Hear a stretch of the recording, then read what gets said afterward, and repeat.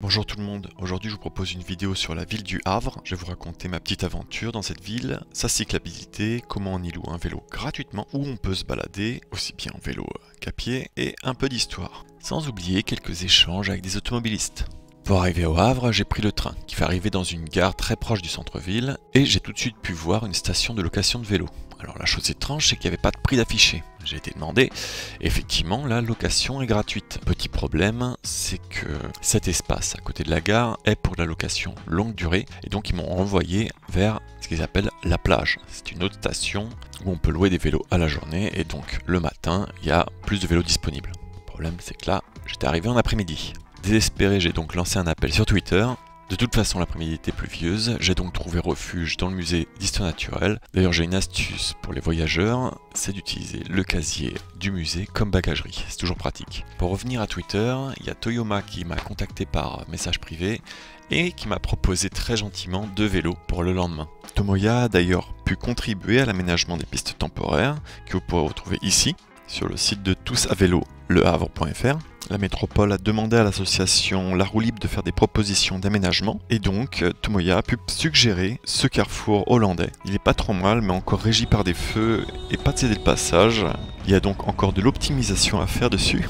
Et ça, ce n'est pas géré par l'association ni la mairie, c'est géré par d'autres intervenants qui mettent en place les pistes. Pour avoir un bon exemple de carrefour hollandais, je vous laisse voir la vidéo que j'avais faite sur TF1 où ça parle de la place de Catalogne avec une explication du fonctionnement. Si vous souhaitez donc contribuer à l'amélioration de l'infrastructure de votre ville, n'hésitez donc pas à rejoindre une association pour échanger ensemble et faire remonter les idées plus efficacement, et ainsi faire avancer les choses. Pour ce qui est de l'aménagement cyclable au Havre, il y avait déjà pas mal de pistes aménagées. Comme on peut le voir sur cette carte, les coronapistes permettent néanmoins d'offrir plus d'espace aux cyclistes et de simplifier le transit sur certains itinéraires. Cela ne pose pas trop de problèmes avec les automobilistes, et d'après ce que j'ai vu, les conducteurs restent compréhensifs dans l'ensemble. Bonjour. Bonjour monsieur. S'il serait possible de vous décaler un petit peu plus sur la piste s'il vous plaît. Merci beaucoup.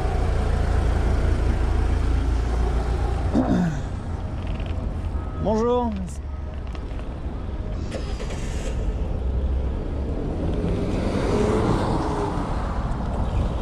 Merci.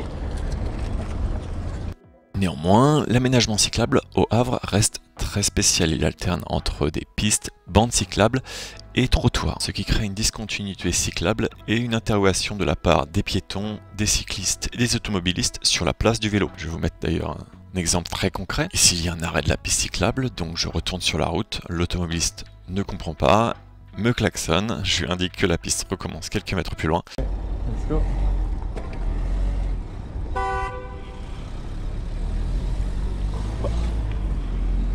Elle commence là la piste, monsieur.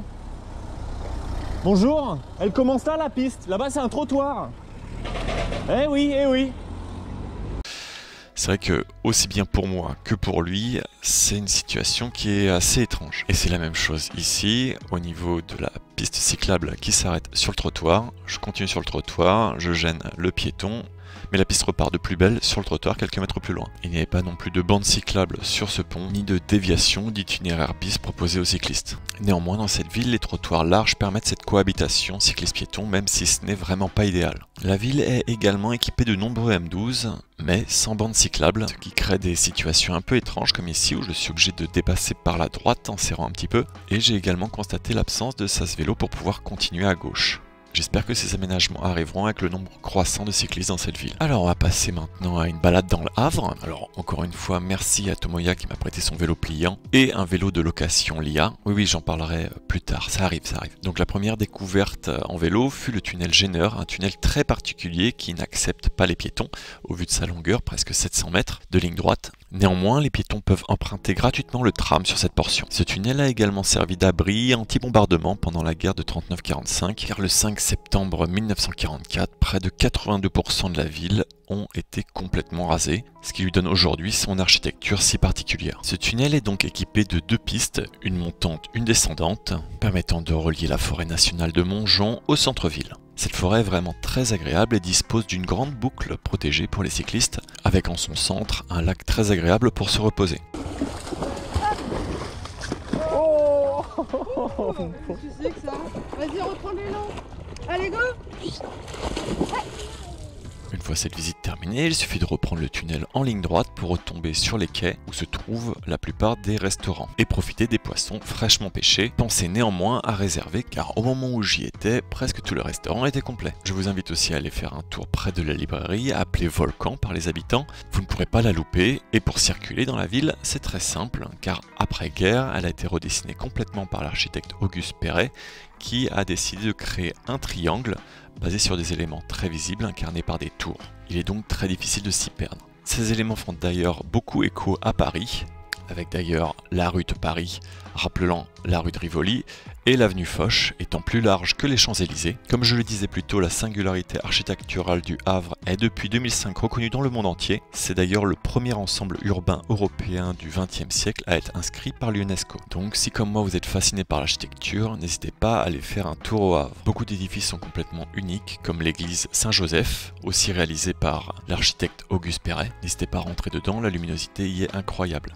Et si vous aimez les œuvres plus contemporaines, vous pourrez voir Catène de Conteneurs, qui est sur les quais depuis 2017. Et je dois avouer que par sa hauteur de 30 mètres, elle est assez impressionnante. Elle est tellement grande que vous pourrez la voir à partir de la rue de Paris, sur laquelle il y a le bassin du commerce, avec sa passerelle que vous pouvez traverser, qui fait aussi écho au pont de Normandie, lui aussi accessible en vélo d'après Google. Mais si regardez, il y a un vélo dessiné sur la bande d'arrêt d'urgence. Alors parlons de vélo, c'est le moment de revenir à la location du vélo. Nous sommes donc allés réserver un Lia Vélo à la plage, qui ne propose donc que des locations à la journée. Mais les locations ne sont pas réservées que pour les habitants du Havre, elles sont pour absolument tout le monde. Lia, qui s'occupe des vélos, est donc l'opérateur pour le Havre. Il s'occupe aussi du tram, du bus et du funiculaire. Et c'est la mairie et l'agglomération qui subventionnent les vélos. Donc pour le louer, c'est très simple, il faut faire un dépôt de 200 € pour un vélo mécanique et 1000 € pour un vélo électrique. Le vélo mécanique, lui, est gratuit pour la journée, pour le vélo électrique, c'est 10 €. Il est possible de louer plusieurs vélos avec la même carte bleue. Et pour la location longue durée, j'ai demandé, et en cas de crevaison, il vous facture 5 €. A savoir que les roues sont très renforcées, donc ça m'étonnerait que ça crève tout de suite. Et pour rendre le vélo, c'est très simple. Bonsoir. Ouais, ils ont bien fonctionné. Monsieur, Pointilleux. Très bien, il y a des petits soucis, je pense au niveau de la 5-6 Ouais. et le pneu arrière qui est légèrement dégonflé, mais sinon il est bien. On fait juste une petite vérification de tout ce qu'il y a sur le vélo, on rend les antivols, la personne annule l'empreinte de la carte et on repart sans avoir rien à payer. C'est magique. Quelque chose me dit que certains vont avoir l'idée d'en ramener à Paris.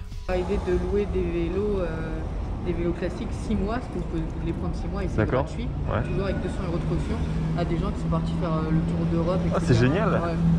Non, Ah oui, c'est vrai qu'on peut sortir du Havre avec... Ah, vous faites ce que vous voulez, tant que vous les ramenez si vous les prenez c'est- 6 mois, tant que dans 6 mois il est là. Enfin, C'est dingue, ça veut dire qu'on peut le prendre, le ramener à Paris. Il y a des gens, vous savez, ils sont partis juste en vacances, ils nous en ont pris parce qu'ils sont partis à Center Park et qu'ils avaient besoin de vélo. Punaise, faut pas trop dire ça, parce qu'après il y a des Parisiens qui vont venir ici, mais prendre des après- vélos et aller à Paris se balader en vélo avec un vélo du Havre. Car oui, vous pouvez le louer 6 mois gratuitement. Maintenant passons à pied. En dehors du vélo, vous avez aussi de la marche et des marches avec l'escalier de Montmorency, anciennement mécanique à partir de 1928 où il transportait alors 1,2 million de personnes par an, jusqu'en 1984 où il était fermé suite à une généralisation des moyens de transport individuels. Ah, la voiture. L'escalier étant classé monument historique, il a donc été muré pour être conservé en l'état et il sera peut-être réaménagé comme correspondance entre le tramway et la ligne 2 du bus. Vous avez aussi un escalier menant au fort. Itinéraire Google. Qui est plein de petites surprises, comme des trains miniatures. Oui, désolé, c'est mon péché mignon. Avec des gens qui sont vraiment passionnés et qui adorent partager leur passion. Ah C'est ce d'accord. qu'on met sous les chaises, quoi. Oui, oui, oui. Et puis ça passe sur les rails, ça nettoie. Il y a également des petites activités et une balade à faire autour du fort. En parlant de fort, vous avez aussi les jardins suspendus qui ont pris place à l'intérieur de l'ancien fort Sainte-Adresse. Vous pourrez visiter des serres qui contiennent la flore du monde entier, passant de l'Amérique jusqu'à l'Asie, sans oublier l'Australie. Il y a également un petit labyrinthe et surtout une magnifique vue sur le Havre. C'est d'ailleurs là-dessus que je termine mon voyage au Havre. N'hésitez pas à me dire si vous appréciez ce type de format parce qu'il me reste encore Deauville et Bratislava que je n'ai toujours pas fait.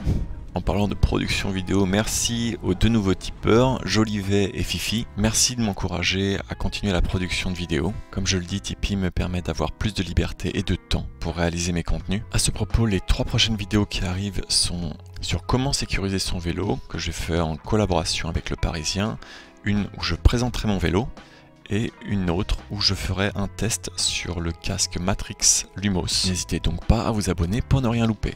Sur ce, je vous dis à bientôt pour de nouvelles vidéos et bonne route!